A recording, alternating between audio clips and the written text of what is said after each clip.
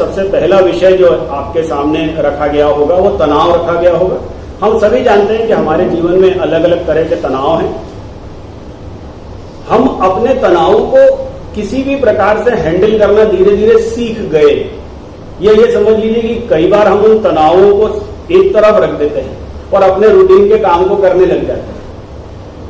लेकिन हमारे जो बच्चे हैं, कॉलेज के बच्चे हैं, स्कूल्स के बच्चे हैं, वो अपने कई तरह के तनावों के साथ में जीते हैं और उन तनावों में कई बार ऐसे तनाव होते हैं जैसे मेरा रंग काला है, या मेरे बाल झड़ गए, या मेरे पास पर्याप्त पैसा नहीं है, मेरे साथी के पास मोटरसाइकिल है, मेरे पास नहीं है। हम जब कॉलेजेस में थे तो ऐसे बहुत सारी चीजें हमारे मन में भी चलती थी और हम निरंतर इस बात को सोचते थे और हमारी पढ़ाई उससे प्रभावित होती थी। एक निश्चित समय के बाद में हमें समझ में आया कि इसका कोई उद्देश्य, इसका कोई कारण नहीं था और इसका कोई परिणाम हमारे ऊपर जो आना चाहिए था वो परिणाम भी वो नहीं निकलना था, पर हम सोचते थे, वो तनाव थे हमारे मन में। तो पहला विषय तनाव है और इसलिए ये विषय रखे गए कि इन विषयों पे ना तो गुरुजन उनसे बात करते, ना माता पिता से वो बच्चा बात करता और ना उनको समाज में कोई समझाता।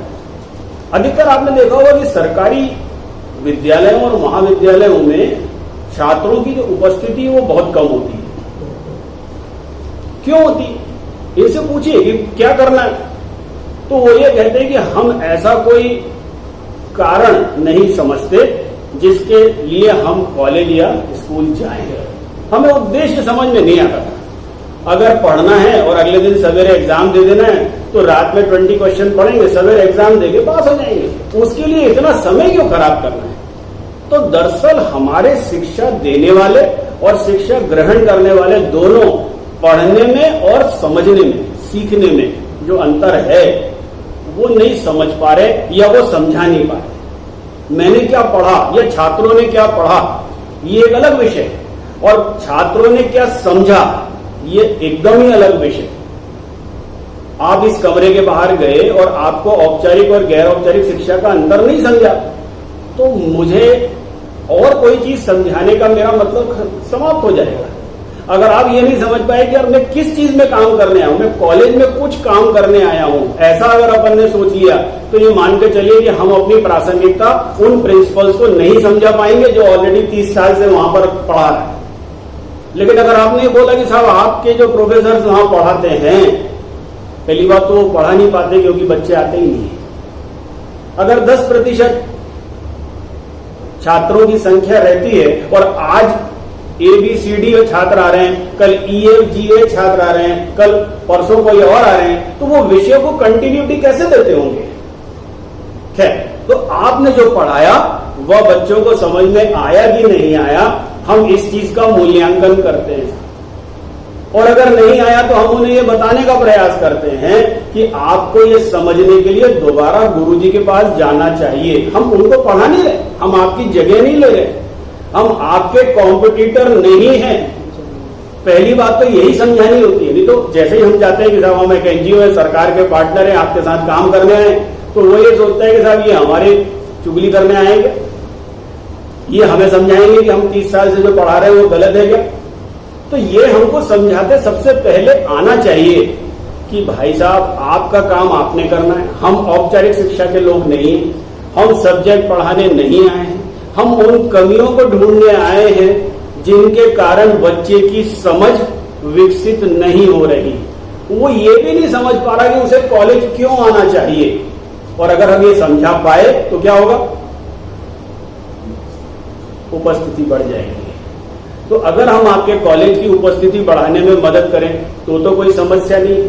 आप सब कॉलेज से संबंधित हैं, आप जिन जिन कॉलेजेस में थे अगर वहां पर उपस्थिति बढ़ जाए तो आपको कोई समस्या होगी क्या साहब? मेरे ख्याल में खुशी होगी कि बच्चे आने लगे। अब बच्चे आने के बाद में क्या होना है? उनको सब्जेक्ट क्यों समझ में नहीं आता? उसमें आवश्यक नहीं है कि बच्चे की समस्या हो, उसमें कुछ हद तक टीचर्स की भी समस्या हो सकती है, प्रोफेसर्स की भी समस्या हो सकती है। वो भी हमारा काम है देखना, लेकिन हम उनको रोकते टोकते नहीं है। हम सिर्फ उनके सामने ये कहते हैं कि इन बच्चों को पढ़ाते समय इस तरह की भाषा का प्रयोग करें, इस तरह का व्यवहार का प्रयोग करें, इसलिए हम एक सब्जेक्ट उनको खुद पढ़ाते हैं।